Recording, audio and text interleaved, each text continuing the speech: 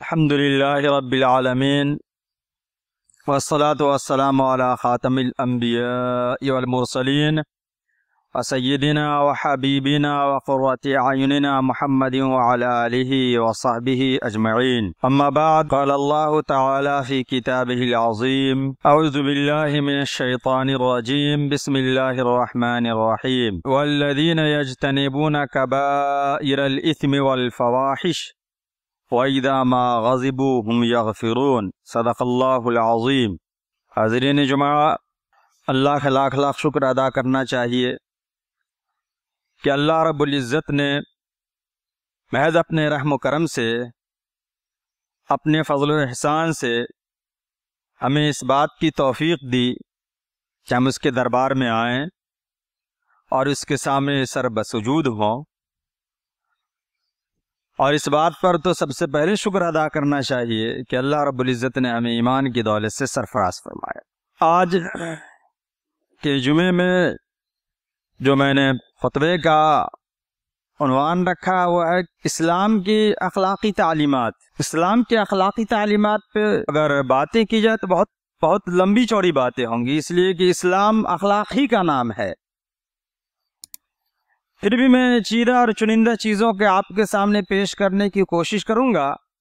اور اللہ سے میں دعا کروں گا کہ اللہ رب العزت ہمیں اور آپ کو اور سارے مسلمان کو اچھے عمل کی توفیق عنایت فرمائے۔ عزیز دوستو، انسان مدنی الطبع ہے، یعنی فطری طور سے انسان شہریت پسند ہے۔ انسان فطری طور سے ایک دوسرے کا خیال رکھنے کا مزاج رکھتا ہے، دکھ درد میں کسی کے کام آنے کے بارے میں سوچتا ہے، گویا کہ یہ انسان کی فطرت ہے، ضرورت ہے، عادت ہے اور مجبوری بھی ہے۔ ایک دوسرے کے ساتھ مل کر کے رہنا انسان کی ضرورت اور مجبوری دونوں ہے۔ تو جب ایک دوسرے کے ساتھ مل کر کے رہیں گے تو ملنے کے کیا، رہنے کے کیا طور طریقے ہوں گے، اسے جاننا ضروری ہوگا۔ ویسے تو دنیا میں اخلاق کے معلمین بہت زیادہ آئے، اب بڑے بڑے معلمین پیدا ہوئے جنہوں نے اخلاق کی ایسی تعلیمات دی جن تعلیمات سے آج بھی دنیا بہرور ہے، اور ان تعلیمات کی روشنی میں آج بھی وہ عمل کر رہے ہیں۔ رسول اکرم صلی اللہ علیہ وسلم سے پہلے اخلاق کے معلمین کو اگر تقسیم کیا جائے تو تقریباً 2 حصوں میں تقسیم ہو جاتے ہیں۔ ایک وہ گروہ، ایک وہ جماعت جس نے اپنے اخلاق اور اپنے تعلیمات کی بنیاد فرمان الہی پر رکھی، احکام خدابندی پر رکھی۔ ان کے احکام میں، ان کی تعلیمات میں کوئی ایج پیش نہیں تھا، کوئی دقیقہ سنجی نہیں تھی، کوئی نکتہ وری نہیں تھی، گھما پھرا کر بات کہنے والی بات نہیں تھی، سیدھی بات تھی۔ اور انہی گروپ میں بعض دوسرے مذاہب کے بانیان بھی آتے ہیں، ایک تو عام انبیاء کرام اور دوسرے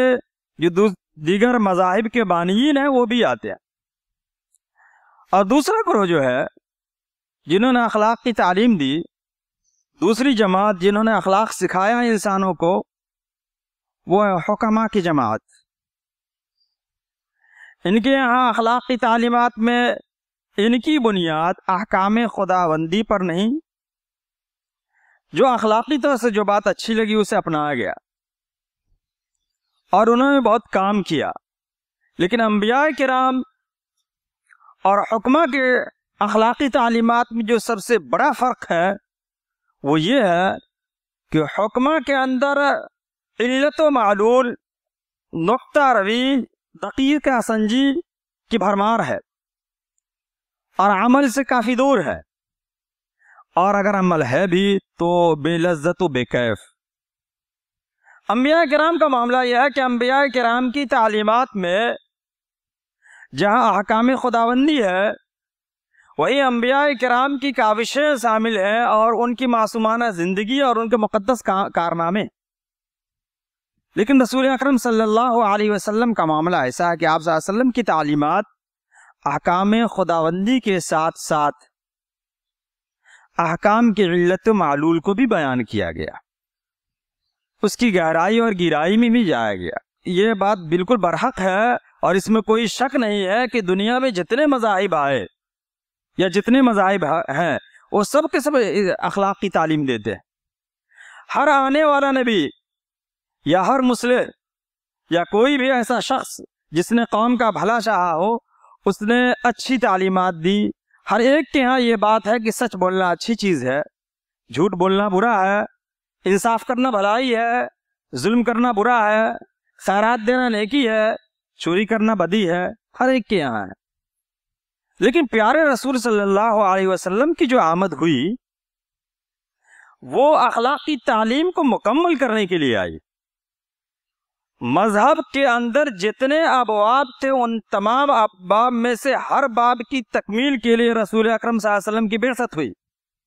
اس لیے تو خاتم النبیین ہے، آپ کے بعد کسی نبی کی ضرورت نہیں ہے،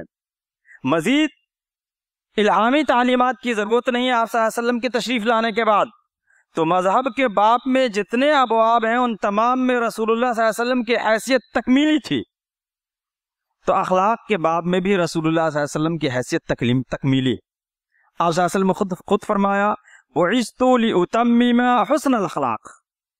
کہ میں مبعوث کیا گیا ہوں اس لیے تاکہ اخلاق کو مکمل کر سکوں۔ اور ایک حدیث میں تو مزید وضاحت کے ساتھ آیا ہے انما بعثت لأتمم مکارم الاخلاق، کہ میں تو مبعوث کیا گیا ہوں تاکہ مکارم اخلاق کی تکمیل کروں۔ اب مکارم اخلاق کیا کیا ہے اس کی فہرست بہت لمبی ہے، چند ایسی چیزوں کا میں تذکرہ کرنے کی کوشش کروں گا جس سے یہ اندازہ ہوگا کہ ایک اخلاق مند انسان کیسا ہو سکتا ہے، ایک بد اخلاق انسان کیسا ہو سکتا ہے۔ چند چیزیں انشاءاللہ گفتگو کے درمیان آئیں گی، جن سے ایک چیز یہ ہے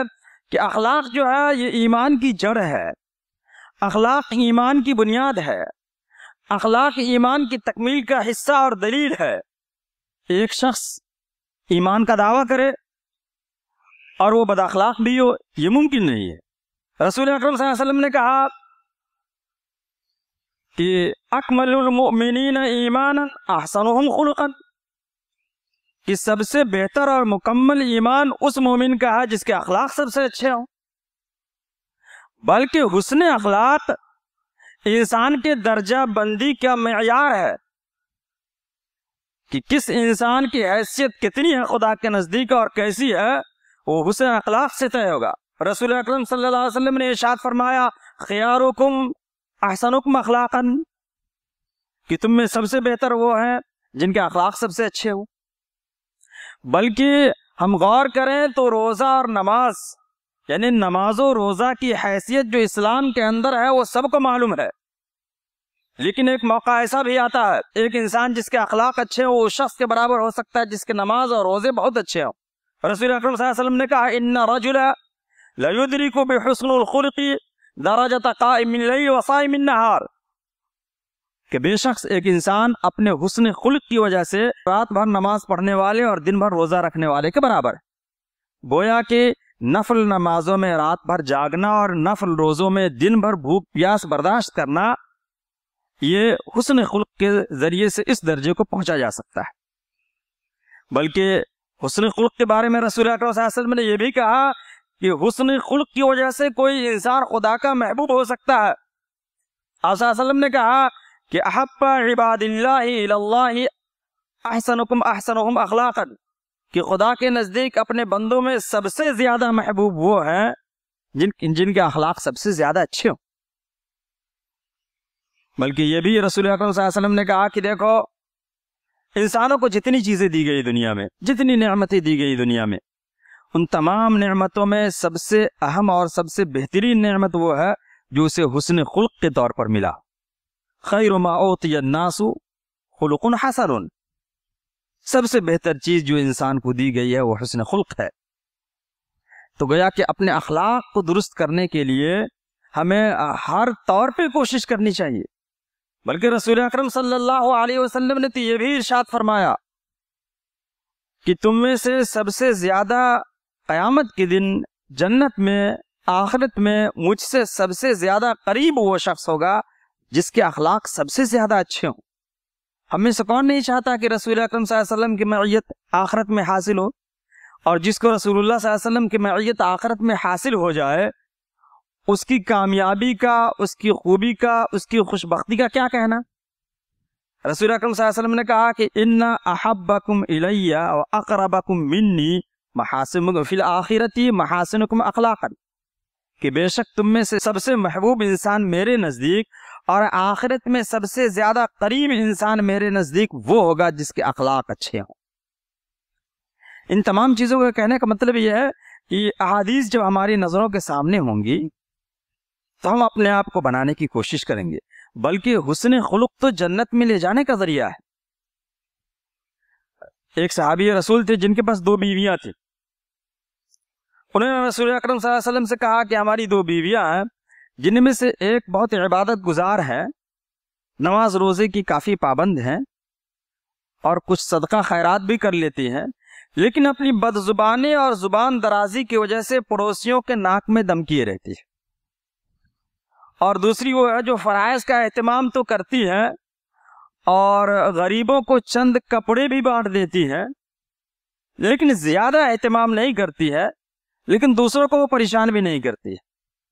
رسول اکرم صلی اللہ علیہ وسلم نے پہلی کے بارے میں کہا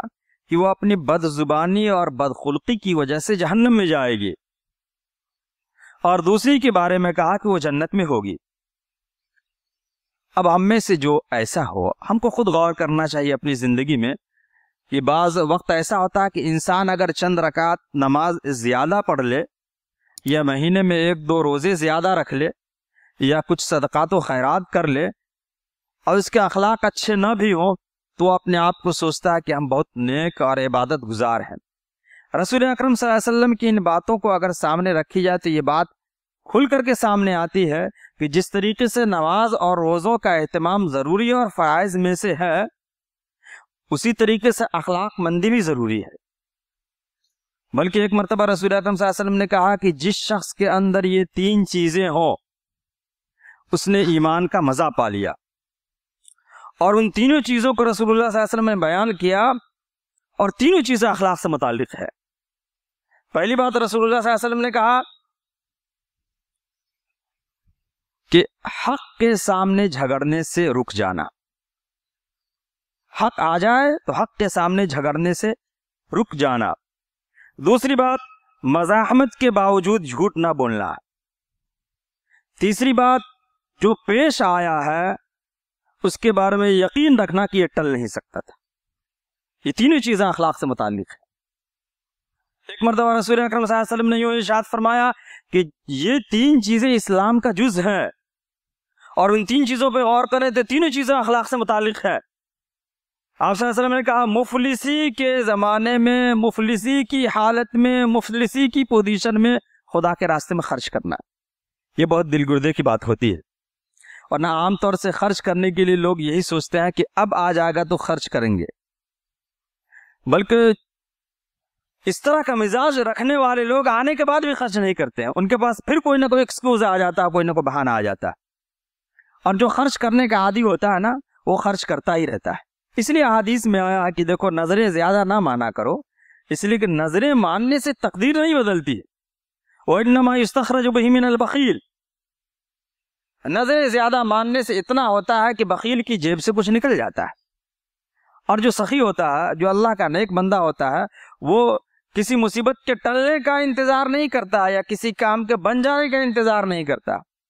بلکہ وہ خدا کے راہ میں صدقات کرتا رہتا ہے۔ تو خدا کے راہ میں صدقات کرنا یہ اہم ہے، اس کے مقابلے میں کہ انسان یہ نیت مانے، یہ نظر مانے کہ اگر میرا یہ کام ہو گیا تو یہ کام ہونے کے بعد اللہ کے راستے میں اتنا خرچ کر دوں گا، اتنے رکعت نوافل پڑھ لوں گا، یا اتنے روزے رکھ لوں گا۔ یہ سب چیز بیع و شراء کرنے سے پہلے یا ڈیل کرنے سے بہتر ہے کہ خدا کے راہ میں خرچ کر دے۔ اس لیے رسول اللہ صلی اللہ علیہ وسلم نے کہا کہ یہ چیزیں ایسی ہیں کہ نظر ماننے سے مقدر نہیں بدلتی ہے۔ نظر ماننا کوئی مطلب یہ کہ حرام بھی نہیں ہے، وقت پہ مان سکتے ہیں، لیکن جو لوگ دل کے سخی ہوتے ہیں وہ مصیبتوں کے آنے سے پہلے ہی خدا کے راستے میں خرچ کرتے ہیں۔ تو رسول اللہ صلی اللہ علیہ وسلم نے جو 3 چیزوں کا تذکرہ کیا اور جن 3 چیزوں کے بارے میں کہا کہ یہ 3 چیزیں ایمان کا جز ہیں، اگر ہم غور کریں تو یہ تینوں چیزیں اخلاقیات میں شامل ہیں. یعنی ویسے ایک چیز مفلسی کی حالت میں بھی خدا کے راستے میں خرچ کرنا، مفلسی کی حالت میں بھی خدا کے راستے میں خرچ کرنا. نمبر 2 دنیا میں امن و سلامتی پھیلانا. اور نمبر 3 اپنے نفس کے مقابلے میں بھی انصاف کرنا. یہ بہت مشکل مرحلہ ہوتا ہے. اخلاقیات کا مظاہرہ کرتے وقت انسان اس میں پیچھے ہٹ جاتا ہے. اس لیے تو خدا کے قوانین میں اور دنیا کے انسانی قوانین میں یہ واضح فرق ہے کہ خدا جو قانون بناتا ہے تو خدا کی کسی سے نہ رشتہ داری ہے اور نہ کسی سے کوئی ایسا تعلق ہے جن کی بنیاد پہ خدا قانون بناتے وقت کسی ایک کی رعایت کر دے اور کسی ایک پر زیادہ بوجھ ڈال دے. انسان کے اندر یہ خاصیت ہے، وہ چاہے جتنا بچنے کی کوشش کرے، چاہے وہ اپنے آپ کو جتنا متقی اور پرہیزگار بنانے کی اور سوچنے کی کوشش کرے انبیاء کرام کے علاوہ، فیصلہ کرتے وقت اگر یا قانون بنانے کا اگر اس کو اختیار دے دیا جائے تو وہ ضرور بھی ضرور اپنے تعلق سے سوچے گا یا اپنے ماننے یا جاننے یا اپنے متعلقین کے تعلق سے سوچے گا کہ اس پہلو میں ان کا کیا بھلا اور کیا نقصان ہو رہا ہے. تو اس لیے تیسری چیز جو اس حدیث میں بتائی گئی ہے وہ یہ ہے اپنے تعلق سے، اپنے نفس کے متعلق سے، اپنے آپ کے متعلق سے انصاف کرنا. جب کوئی بات آ جائے تو انصاف اور حق کی بات کس طریقے سے پیش کی جائے یہ اس وقت سوچنا. یہ چند چیزیں ایسی تھی جو اخلاق کی تعلیمات میں بہت نمایاں چیزیں تھیں. 2 چیزیں اور میں پیش کرنے کی کوشش کروں گا جو اخلاق کو انہینس کرنے کے لیے ضروری ہے. اس میں سے ایک چیز یہ ہے کہ بے غرضی. بے غرضی کا مطلب ہے کوئی کام کرنا تو بلا غرض بے لوث کام کرنا. اس میں 2 چیزیں آ جائیں گی. ایک تو یہ ہے کہ کسی کے ساتھ ہم اچھے اخلاق کا برتاؤ اگر کر رہے ہیں، اچھا سلوک کر رہے ہیں، لیکن ہمارا مقصد کچھ اور ہے، ہم کچھ اور سوچ کر کے اس کے ساتھ اچھا کر رہے ہیں، تو گویا کہ ہمیں ثواب اس اخلاق مندی کا نہیں ملے گا، اس لیے کہ ہم غرض کی بنیاد پہ کر رہے ہیں، اپنے غایت کو ذہن میں رکھے ہوئے ہیں اور اپنا کوئی مقصد لیے ہوئے. اور دوسری چیز یہ ہے، اس کو سمجھنے کے لیے ایک جملہ ہم غور سے سنیں، وہ یہ ہے کہ اسلام کے اندر اعمال کے نتائج کا اعتبار نہیں ہے. جو ہم کام کر رہے ہیں اس کا جو نتیجہ نکلے گا اس کا اعتبار نہیں، بلکہ کام کرنے سے پہلے جو دلی کیفیت ہے اس کا اعتبار ہے. اسلام کے اندر کام کے نتائج کا اعتبار نہیں ہے بلکہ دلی کیفیت، کس جذبے سے ہم کر رہے ہیں، کس نیت سے کر رہے ہیں، اس کا اعتبار ہے. یہ تھوڑا سا گنجلک معاملہ ہو گیا، لیکن اس کو سمجھنے کے لیے ہم 1-2 مثالیں دیں گے. جیسے مان لیا جائے کہ کسی نے کسی کو رات کے وقت بلایا کہ تمہیں مجھ سے ضروری کام ہے، ذرا میرے پاس آ جاؤ،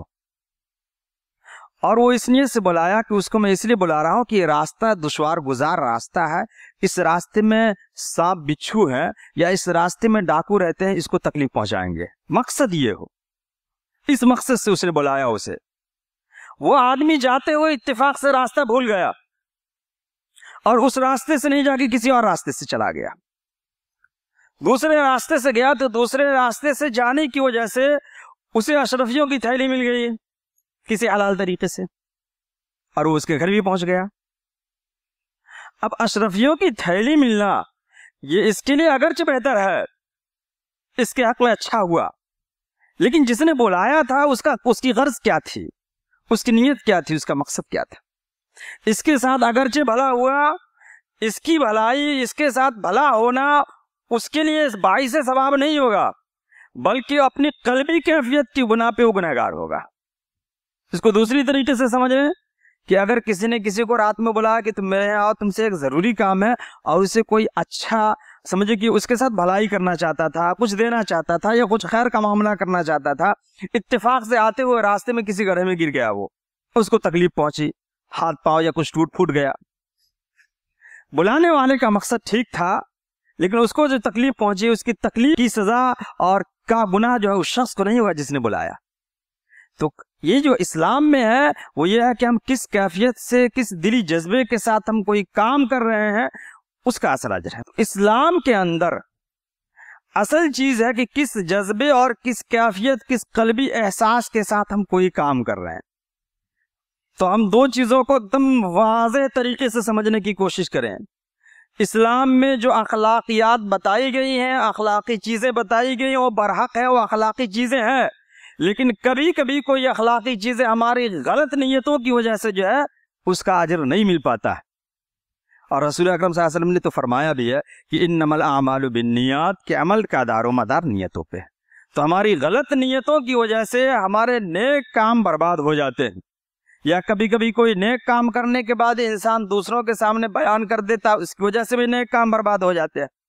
یا کبھی کبھی ایسا ہوتا ہے کہ کوئی نیک کام کرنے کے بعد جس کے ساتھ بھلا کیا گیا ہے اس کے ساتھ انسان جو ہے اس کو بتانا شروع کر دیتا، ہم نے تمہارے ساتھ ایسا کیا ویسا کیا۔ اس لیے قرآن کریم میں ہے کہ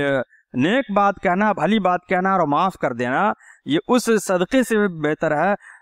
جس صدقے کے بعد کوئی اذا شامل ہو، کوئی اذا پیچھے لگی ہوئی ہو، تو کوئی تکلیف پیچھے لگی ہوئی ہو۔ تو گویا کہ اخلاقیات کے جتنے پہلو ہیں ان تمام پہلوؤں میں کوئی کام انجام دیتے وقت ہمیں اپنے دل کی کیفیت کو بھی مستحضر رکھنا چاہیے کہ ہم کس غرض و غائد کی وجہ سے یہ کام کر رہے ہیں۔ کبھی کبھی کوئی نیک کام کرنا اس غرض کی وجہ سے کہ ہم مان لیا، ایک اور اگزامپل دیتے کہ کوئی بوڑھا اگر کوئی بوجھ لے کر کے جا رہا ہو اور ہمیں یہ احساس ہو کہ اس کا بوجھ اٹھا لینا چاہیے، اٹھا لیے، لیکن اب اس میں یہ غرض شامل ہو جائے کہ دوسرے لوگ دیکھ کر کے ہم کے متقی کہیں، یا یہ غرض شامل ہو کہ اس کا بوجھ اس کے گھر تک پہنچا دیں گے تو وہ مجھے اجر دے گا، یا یہ غرض شامل ہو کہ یہ ہماری تعریف کرے گا۔ اس میں کئی غرض ہو سکتے ہیں، جس میں سے ایک اہم غرض یہ ہونا چاہیے کہ کسی کی مدد کرنا ہمارا مقصد ہے۔ تو کبھی کبھی کوئی نیک کام کرنا فی نفس ہی بذات خود وہ نیک کام اخلاقیات میں شامل ہوتے ہیں، اچھے کام ہوتے ہیں، رسول اکرم صلی اللہ علیہ وسلم کے بتائے ہوئے طریقے پر ہوتے ہیں، اللہ نے جو بتایا وہ کام ہوتے ہیں، لیکن وہ نیک کام اس لیے بھی برباد ہو جاتے ہیں کہ ہماری اس میں غرض شامل ہو جاتی ہے، یا ہماری اس میں نیت کچھ اور ہو جاتی ہے، اور کبھی کبھی ہمارے ذریعے سے کوئی ایسا کام ہو گیا ہو جس کی وجہ سے کسی کو بظاہر نقصان پہنچا ہو، لیکن ہمارا مقصد کچھ اور تھا، اس کو فائدہ پہنچانا تھا، تو اس کے ساتھ اگرچہ بھلا نہیں ہوا لیکن ہماری نیتوں کی وجہ سے ہمیں اجر ملے گا۔ تو اخلاقیات میں یہ چیز کو بھی، اس چیز کو بھی ہم شامل رکھیں کہ کسی بھی کام کے کرنے سے پہلے، کسی بھی اچھے کام کے کرنے سے پہلے اپنی نیت کو صاف ستھرا رکھنا چاہیے۔ دوسری چیز اس میں جو میں نے بتایا کہ اخلاقیات میں دو چیزیں نمایاں ہیں، ایک یہ اور دوسری چیز یہ ہے عفو درگزر کا معاملہ۔ یہ معاملہ بہت مشکل معاملہ ہوتا ہے، بہت مشکل ترین مرحلہ ہوتا ہے، دشوار گزار معاملہ ہے، لیکن بہرحال جو مومن بندہ ہوتا ہے اس کے لیے بہت آسان ہوتا ہے۔ عفو درگزر کا معاملہ یہ اسی وقت ہوگا جب کہ انسان ایک دوسرے کے ساتھ مل کر کے رہے۔ ہمارے درمیان کچھ لوگ ایسے ہوتے ہیں جو سوچتے ہیں کہ بس اپنا اور اپنا، اپنے گھر بار کو، اپنے بیوی بچوں کو دیکھو، باقی دوسروں سے کوئی مطلب نہیں، کس کے ساتھ کیا ہو رہا ہے، کون کیسی زندگی گزار رہا ہے، اس کے ساتھ کوئی معاملہ ہی نہیں ہو، تو پھر اس کو نیک کام کرنے کی کوئی توفیق نہیں ہوگی اور نہ اخلاقیات کو پیش کرنے کا معاملہ ہوگا۔ جب تک کہ کوئی انسان کوئی کام کرے گا نہیں اس وقت تک انسان کی حقیقت ظاہر نہیں ہوگی۔ اس لیے عفو درگزر کے لیے سب سے اہم چیز یہ ہے کہ لوگوں سے مل جل کر کے رہنا، لوگوں کے درمیان رہنا، لوگوں کی خوشی اور غم میں شریک ہونا، لوگوں کی دکھ مصیبت کو سمجھنا۔ جب ہم اس طریقے سے زندگی گزاریں گے، سماج اور معاشرے میں رہ کر کے زندگی گزاریں گے، اپنے ساتھ غیروں کو بھی شامل کریں گے، تب اس وقت عفو درگزر کا معاملہ آئے گا۔ رسول اکرم صلی اللہ علیہ وسلم نے کہا المؤمن الذی یخالط الناس ویصبر علی اعدائهم افضل من المؤمن الذی لا یخالط الناس ولا یصبر علی اعدائه، کہ وہ مومن جو لوگوں سے مل جل کر کے رہتا ہے، گھل مل کر کے رہتا ہے، اور ان کی طرف سے جو تکلیفیں آتی ہیں ان کو جھیلتا اور برداشت کرتا ہے، وہ مومن اس سے زیادہ بہتر ہے جو لوگوں سے کٹ کر کے رہتا ہے، الگ تھلگ رہتا ہے اور ان کی مصیبتوں کو برداشت نہیں کرتا ہے۔ جب اس طریقے سے زندگی گزاریں گے تو ہمیں ایسے ایسے مراحل پیش آئیں گے جن کی وجہ سے اس وقت ہم کو اپنے اخلاق کے مظاہرہ کرنے کا سمجھے کہ موقع ملے گا۔ اللہ رب العزت نے صحابہ کرام رضوان اللہ علیہم اجمعین کے بارے میں جو یاد گئی ہے کہ وَإِذَا مَا غَضِبُوا هُمْ يَغْفِرُونَ، کہ اللہ کے یہ نیک بندے ایسے ہیں کہ جب ان کو غصہ آتا ہے تو معاف کرتے ہیں۔ تو وہ غصہ آنے کا مرحلہ اسی وقت آئے گا جب کہ ہم لوگوں کے ساتھ مل کر کے رہیں گے۔ صحابہ کرام کے بارے میں علامہ اقبال نے بہت اچھی بات کہی تھی، تم آپس میں غضبناک وہ آپس میں کریم، تم خطا کار و خطا بھوئی وہ خطا پوش و کریم، چاہتے سب ہیں کہ وہ اوج ثریا پہ مقیم، پہلے پیدا تو کرے ویسا کوئی قلب سلیم۔ اسی عفو درگزر کے معاملے میں ایک مرحلہ اور آتا ہے جس کے تعلق سے اللہ رب العزت نے کہا وَلَا تَسُبُّوا الَّذِينَ يَدْعُونَ مِن دُونِ اللَّهِ، کہ اللہ کے علاوہ دوسروں کو جو پوچھتے ہیں جو لوگ، مسلمانوں کے علاوہ جو دوسری قومیں ہیں جو خدا کے علاوہ دوسروں کا اپنا معبود بنائی ہوئی ہے، اس کے بارے میں اللہ نے کہا وَلَا تَسُبُّوا الَّذِينَ يَدْعُونَ مِن دُونِ اللَّهِ، کہ ان کو برا بھلا نہ کہو جو اللہ کے علاوہ دوسروں کو پوچھتے ہیں۔ اس لیے اخلاق کا ایک مظہر یہ بھی ہے کہ کسی دوسرے کے معبود کو برا بھلا نہیں کہنا چاہیے، اس لیے کہ اس سے بھی مسائل پیدا ہوتے ہیں اور کہنا مناسب، حالانکہ اسلام کفر اور شرک، کافر اور مشرک سے جو بیزاری کا عالم ہے اسلام سے، وہ جگ ظاہر ہے، سب کو معلوم ہے کہ اسلام کے ہاں کفر اور شرک سے کوئی کمپرومائز نہیں، پھر بھی اللہ رب العزت نے یہ کہا کہ وَلَا تَسُبُّوا الَّذِينَ يَدْعُونَ مِن دُونِ اللَّهِ۔ اسی طریقے سے ایک جگہ تو اللہ رب العزت نے یہ بھی ارشاد فرمایا قُلْ لِلَّذِينَ آمَنُوا يَغْفِرُوا لِلَّذِينَ لَا يَرْجُونَ أَيَّامَ اللَّهِ، کہ نبی پاک صلی اللہ علیہ وسلم آپ مومنوں کو یہ حکم دے دیجئے، آپ مومنوں کو یہ کہہ دیجئے کہ ان لوگوں کو معاف کر دیں جو ایام اللہ پہ، یعنی خدا کے فیصلے کے دن پر یقین نہیں رکھتے، یعنی جو خدا پر یقین نہیں رکھتے ہیں، جو آخرت پر یقین نہیں رکھتے ہیں، ان کی طرف سے جو تکلیفیں پہنچتی ہیں ان کو معاف کر دے۔ اب اس سے زیادہ اخلاق مندی کا کی امید اور کیا کی جا سکتی ہے؟ اسلام نے ایسے لوگوں کو معاف کرنے کا حکم دیا، وہ بھی نبی کے ذریعے مسلمانوں کو کہلوایا کہ اے نبی کہہ دیجئے مسلمانوں سے کہ ان لوگوں کو معاف کر دیں جو ایام اللہ پہ یقین اور بھروسہ نہیں رکھتے ہیں۔ تو گویا اخلاق کے مظاہر میں سے دو بہت اہم مظہر ہے، وہ یہ ہے کہ کوئی کام کرنا بے غرض ہو کر کے کام کرنا، اور دوسرا مظہر یہ ہے کہ عفو درگزر۔ ہم سورہ دہر کی وہ آیت یاد آئی، میں آخر میں وہ آیت پڑھ کے میں اپنی بات مکمل کروں گا۔ وَيُطْعِمُونَ الطَّعَامَ عَلَى حُبِّهِ، کہ جو کھانا کھلاتے ہیں، لوگوں کی ضرورتیں پوری کرتے ہیں، اور وہ یہ لوگوں سے کہتے ہیں کہ ہم کو کوئی غرض اس میں شامل نہیں ہے، ہم صرف خدا کی محبت میں یہ کام کر رہے ہیں۔ تو یہ چند باتیں تھیں جو اخلاقیات کی باتیں تھیں، جس کو سلسلے وار میں نے پیش کرنے کی کوشش کیا۔ ہم اللہ تعالیٰ سے دعا کرتے ہیں کہ اللہ رب العزت رسول اکرم صلی اللہ علیہ وسلم کی بتائی ہوئی باتوں پر ہو بہو عمل کرنے کی توفیق عنایت فرمائے، اور رسول اکرم صلی اللہ علیہ وسلم کی سیرت کو اپنانے کی ہم بھی کوشش کریں، اللہ سے توفیق بھی مانگے۔ وآخر دعوانا الحمدللہ رب العالمین۔